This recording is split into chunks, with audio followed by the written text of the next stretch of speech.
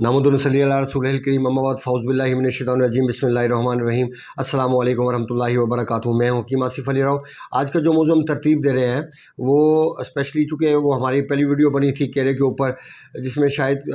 बात करते करते अंदाज़ा नहीं हुआ कि चूँकि दीन को अगर हम अपनी ज़िंदगी से खारिज कर दें तो ना हम मुसलमान रहेंगे और ना ही हम अच्छे तबीब बन सकते हैं, हम अच्छे डॉक्टर या कोई भी अच्छा काम नहीं कर सकते जब तक हम अपने दीन को हम अहमियत देते हैं इनको ब्रिटिश को, अंग्रेज़ों को, उनके बनाए हुए कानून को, हालांकि वो अल्लाह के निज़ाम से कोसों दूर है। बहरकैफ़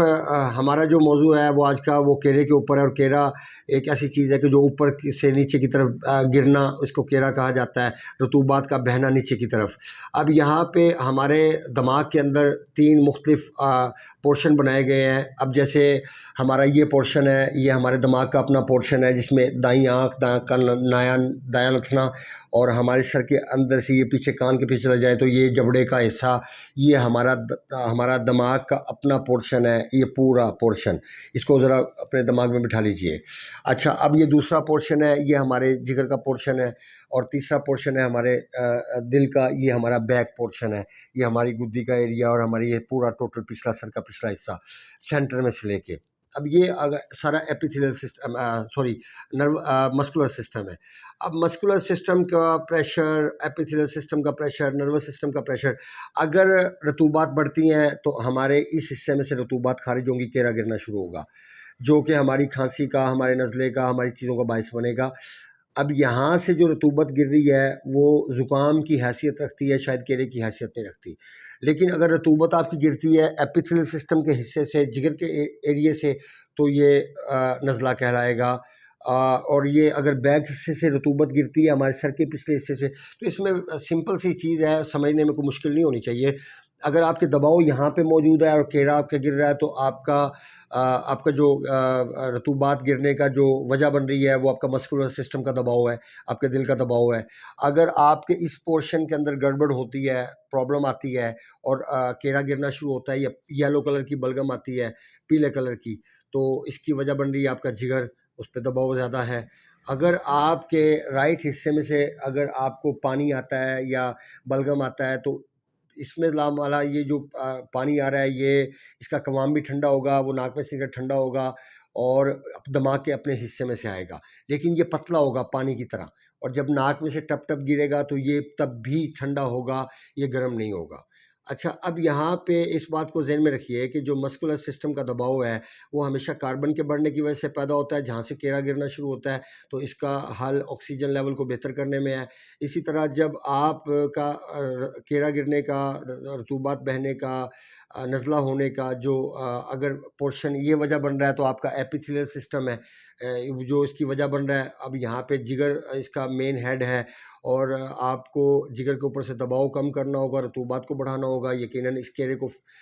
खारिज भी किया जा सकता है, जो बलगम जा चुका है छाती के अंदर उसको निकाला जा सकता है।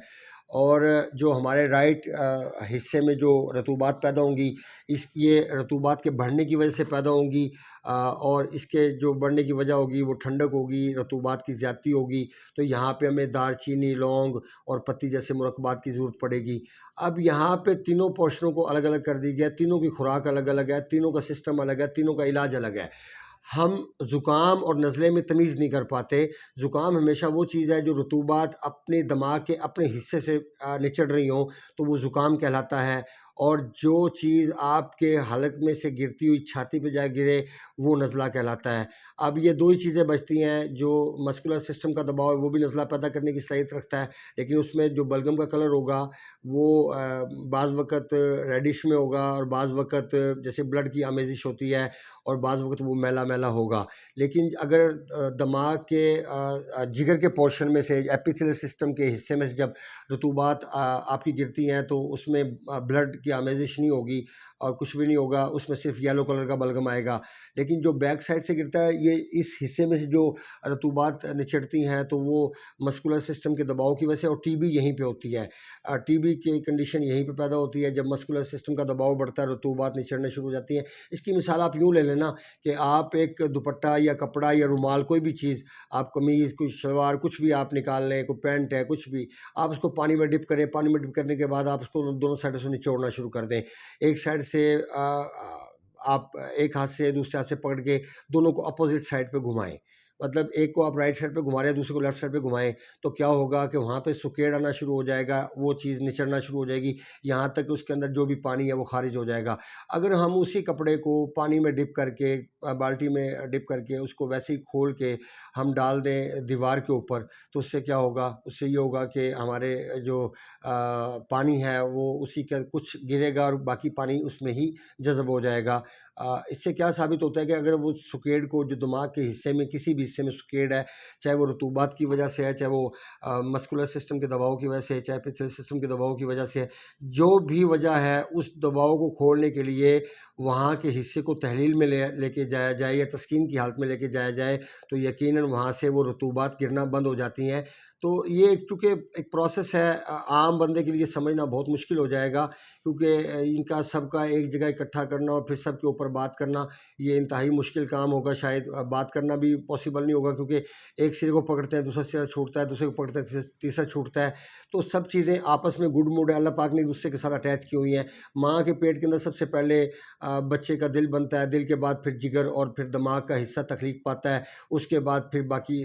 باڈی کمپلیٹ ہوتی ہے۔ یہ بھی اللہ پاک کا ایک شاہکار ہے، اگر ہم سمجھنے کی کوشش کریں تو یقیناً سمجھنے والے کے لیے نشانیاں ہیں، عقل والے کے لیے نشانیاں ہیں، اور بیوقوف کے لیے ساری دنیا بھی ایک کوئی حیثیت نہیں رکھتی اس کے سامنے، تو پھر وہ وہی ایک مثال بن جاتی ہے کہ انسان نے کہا اپنے والدہ سے کہ ماں میں جیت گیا اور پورا ایک زمانہ ہار گیا۔ کیسے؟ اس نے کہا کہ کوا سفید ہے، ماں نے کہا کوا تو ہوتا ہی کالا ہے، وہ سفید ہوتا ہی نہیں ہے، تو اس نے کہا اگر میں اگر مانوں گا تو وہ جیتیں گے نا، تو میں تو مانوں گا ہی نہیں، تو کوا تو ہے ہی سفید۔ تو جن لوگوں کے نزدیک عقل اور شعور کی کوئی حیثیت یا کوئی مقام نہیں ہے، تو ان کے نزدیک شاید یہ باتیں اتنی حیثیت نہیں رکھتی ہوں گی، لیکن اگر اللہ کے قانون کو جاننے والے لوگ جو موجود ہیں، یقیناً ان کے لیے سیکھنے کا یہ مقام ہے، اور وہ اپنے آپ کو محفوظ رکھ سکتے ہیں۔ اور کیڑا گرنے سے بہت سارے نقصانات ہوتے ہیں، کیونکہ یہ ہماری باڈی کی رطوبت ہے اور یہ فالتو چیز نہیں ہے۔ اگر فالتو چیز ہوتی ہے اللہ رکھتے کیوں اس کو جسم کے اندر؟ تو رطوبات کا نچڑنا یقیناً ہماری یادداشت میں بھی کمی کا باعث بنتا ہے، ہماری بونز کو بھی ویک کرنے کا باعث بنتا ہے، ہمارے جسم کے مسکولر سسٹم کو بھی ویک کرنے کا باعث بنتا ہے، کیونکہ رطوبات نچڑنے سے ہمارا دل کمزور ہونا شروع ہو جاتا ہے، اور دماغ تو کمزور ہوتا ہی ہوتا ہے، تو دل بھی ہمارا کمزور ہونا شروع ہو جاتا ہے۔ تو اگر اس کا خیال رکھیں گے تو یقیناً اس کے بہترین نتائج لیے جا سکتے ہیں۔ اب آپ کو میں نے ایکسپلین کیا کہ رطوبات بڑھ جائے تو ہمیں کاربن چاہیے، خون گاڑھا کرنا چاہیے، مطلب پانی کو ڈرائی کرنا چاہیے، وہ خشکی والی چیزیں ہوں گی۔ اگر خون میں خشکی بڑھ گئی ہے، خون گاڑھا ہو گیا ہے، تو پھر ہمیں حرارت چاہیے، وہ کیڑے کو ٹھیک کرنے کا باعث بنے گی۔ اگر حرارت بڑھ گئی ہے، حرارت کی ذاتی کی وجہ سے ہی کام ہو رہا ہے، اور بلغم غلیظ ہو رہی ہے اور پیلے رنگ کی ہے اور گاڑھی کیفیت میں آتی ہے، تو پھر ہمیں یقیناً رطوبات کا استعمال کرنا پڑے گا، کیونکہ وہی چیز آپ کے جگر کو تحلیل کی حالت میں لے کے جائے گی اور وہاں سے بلغم کا نچڑنا بند ہوگا۔ یاد رکھیے، کسی بھی جگہ سے دباؤ کو ہٹا لینا وہاں سے سکیڑ کے عمل کو ختم کرنے کا باعث بنتا ہے، اور اگر سکیڑ کا عمل نارمل ہو جاتا ہے تو یقیناً کیڑا گرنا بھی بند ہو جائے گا، یا زکام بھی بند ہو جائے گا۔ جو بھی کیفیت ہوتی ہے وہ کنڈیشن کے مطابق اس کو حل کیا جائے تو یقیناً اس کو بہتر نتائج لیے جا سکتے ہیں۔ ملتے ہیں انشاءاللہ مزید انفارمیٹیو ویڈیو کے ساتھ۔ اپنے دوست احباب کا خیال رکھیں۔ وما علینا الا البلاغ المبین۔ السلام علیکم ورحمۃ اللہ وبرکاتہ۔